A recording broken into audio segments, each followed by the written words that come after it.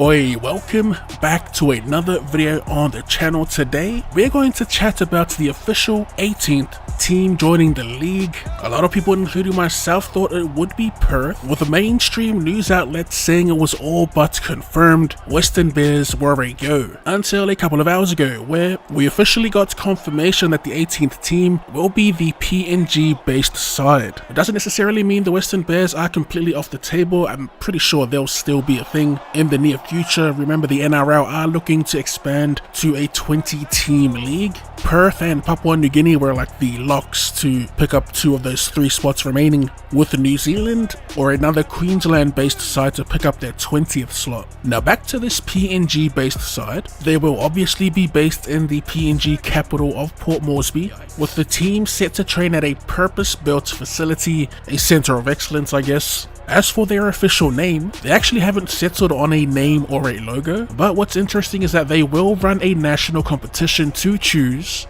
everything mentioned: a team name, a logo, as well as the team colours, which says here will reflect the entire nation. So we'll most likely see a colour scheme close to the PNG Hunters and the national side. Now I was trying to find an official list of potential names, but I wasn't able to give my 2 cents on their name. I actually really like the Hunters name. Not too sure on the logo. I believe the PNG Hunters and Q Cup use or have a spear as their logo. Another pretty dope name I saw get floated around was the PNG Pirates. So like their situation with the logo and team name, there's no appointed head coach for the moment. I mean, there's no roster, but the man in charge of all of that, their new CEO, will be Andrew Hill, a former Bulldogs CEO who has been at the forefront of PNG's NRL bid for several years now. And lastly, from the article I read, it said that PNG will be joining the league in the year 2028. Giving them 3 years to sort everything out, including putting together that roster. Speaking of, I'm very interested to see which high profile players will be making the move. I guess one of their selling points to play out of Port Moresby would be the PNG Parliament recently passing a new law to grant income tax exemptions for players joining the club. That's cool and all, but is it enough? I just can't see a player uprooting to live in Port Moresby, which you hear a lot of chatter and stories about the security risks there. So looking at current player contracts, I have compiled a little list of high profile talents that will be available in the coming years that we could potentially see as a marquee signing for this new PNG club. And in order of availability, we have at the top of the list Ryan Pappenhausen, who's recently signed a 1-year extension. Number 2, Dylan Brown, who has a player option until 2031. Number 3, Tommy Trbojevic, who is contracted until 2026.